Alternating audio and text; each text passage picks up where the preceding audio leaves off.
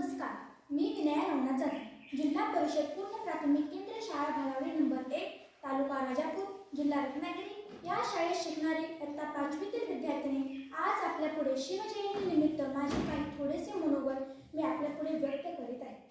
मित्रांनो, आज आपण शिवजयंतीसाठी येथे एकत्र जमले आहोत। कोण होते बरे शिवराय? आज प्रत्येक घराघरातून, गावागावातून, शहराशहरातून, शाळाशाळातून शिवाजी महाराज की जय, जय शिवाजी, जय भवानी, धन्य धन्य ते शिवराय असे उद्गार निघत आहेत। कोण होते हे शिवराय? काय एवढी मोठी त्यांनी कामगिरी केलेली होती की अजूनही आपण त्यांचे नाव घेत आहोत, अजूनही आपण त्यांचा जय जयकार करत आहोत, अजूनही आपण त्यांची जयंती साजरी करत आहोत। मित्रांनो, 350 वर्षापूर्वीची असलेली परिस्थिती आणि आजची असलेली परिस्थिती याच्यामध्ये फार फरक आहे। शिवरायांचे होऊन गेले तो काळ मध्ययुगाचा होता। त्या काळात सर्वत्र राजेशाह्यांचाच अंमल असायचा। त्या काळी भरपूर सम्राट होऊन गेले, त्यातच विजयनगरचे साम्राज्य नष्ट झाल्यापासून महाराष्ट्राला कुणीच वाली उरलेला नव्हता। औरंगजेब, मुघल बादशाह यासारखे काही सरदार सत्ताधिकारी महाराष्ट्राच्या उरावर थया नाचत होते। या सर्व माहितीमध्ये रयतेला कुणीही वाली उरलेला नव्हता। त्यामुळे याला काय करावे, रयतेचा छळ होत होता, स्त्रियांची अब्रू लुटली जात होती। मित्रांनो, येथेच आणि तो सोन्याचा दिवस उजळला। फाल्गुन वद्य तृतीया शके 1551 म्हणजेच इंग्रजी वर्षाप्रमाणे 29 फेब्रुवारी 1630 साली शिवाजी राजांचा जिजामातेच्या पोटी शिवनेरी किल्ल्यावर जन्म झाला। बाळाचे बारसे मोठ्या थाटामाटात साजरे झाले आणि शिवनेरी किल्ल्यावर बाळ जन्मला म्हणून त्याचे नाव शिवाजी असे ठेवण्यात आले। मित्रांनो, शिवाजी महाराजांची पहिली 6 वर्षे ही खूपच धावपळीत गेली। त्यानंतर शहाजी राजांनी जिजामाता थोडी स्थिर स्थावर झाल्यानंतर त्यांनी आपला थोडासा सहवास शिवाजी बाळराजांना दिला आणि त्यानंतर वयाच्या 7व्या वर्षापासून शिवाजी महाराजांचे शिक्षण सुरू झाले।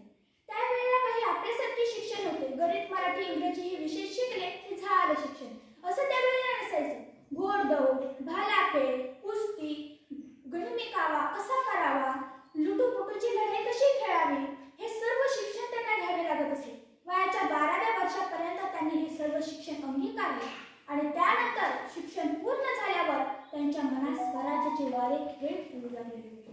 रायरेश्वराच्या मंदिरात 1645 साली म्हणजेच 15व्या वर्षी शिवरायांनी प्रतिज्ञा घेतली की मी स्वराज्य स्थापन करणारच आणि ही श्रींचीच इच्छा आहे।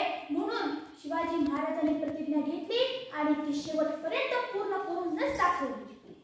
मित्रांनो, प्रतिज्ञा घेतल्यानंतर स्वराज्याचे तोरण बांधले, ते तोरणा जिंकलो। तोरणा हा पहिला स्वराज्याचा गड होता। त्यानंतर राजगड जिंकला। आदिलशहाचे वादळ सुरू झाले। आदिलशहाने शहाजी राजांना पत्र पाठवले। शहाजी राजांना त्याने पत्र पाठवले होते की सरदार, आम्हाला एक सांगा, तुमचा मुलगा हे काय करीत आहे? आमचे 2 किल्ले त्याने घेतलेले आहेत। शहाजी राजांनी आपला याच्याशी काहीच संबंध नाही असे प्रत्युत्तर पाठवून दिले। शिवाजी राजांनी सांगितले की आदिलशहाच्या हितासाठीच आम्ही किल्ले घेतलेले आहेत, जहागीरच्या रक्षणासाठी आमच्याकडे एकही किल्ला नव्हता। हळूहळू शिवाजी राजांना कळू लागलेले होते की किल्ला असेल त्याचेच राज्य, किल्ल्याशिवाय कसले आहे राज्य, किल्ला असेल तेव्हा आजूबाजूच्या प्रदेशावर सत्ता चालते। यामुळे शिवाजी राजांनी किल्ले घेण्याचेच ठरवले। हळूहळू स्वराज्याची घोडदौड सुरू झाली। शिवाजी राजांना मारावे म्हणून अफजल खानाचा देखील त्यांनी पाडाव केलेला होता।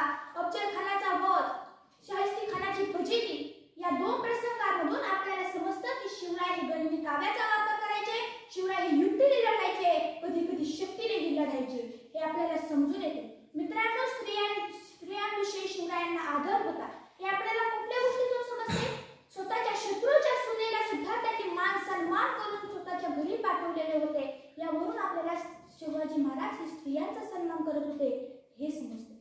मित्रांनो, शिवाजी महाराजांनी खूप गड किल्ले घेतले आणि 400 किल्ले जेव्हा आले तेव्हा सर्व लोक शिवाजी महाराजांना म्हणायला लागले, महाराज तुम्ही राज्याभिषेक करायला हवा।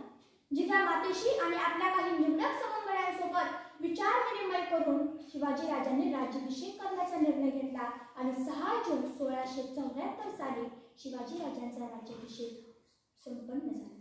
मित्रांनो, आपल्या आई वडिलांची खूप इच्छा असते आपण काहीतरी मोठं बनावं, चांगलं कमवतं व्हावं, ते बघितल्याशिवाय आपण मरूच नाही असं त्यांची इच्छा असते। अगदी तसंच शिवाजी महाराजांच्या आईचं होतं। अक्षरशः 11 दिवसातच त्या मृत्युमुखी पडलेल्या होत्या। शिवाजी राजांचा राज्याभिषेक बघावा आणि सुखाने मरावं अशीच त्यांची इच्छा होती आणि 1680 साली शिवाजी राजे सर्वांना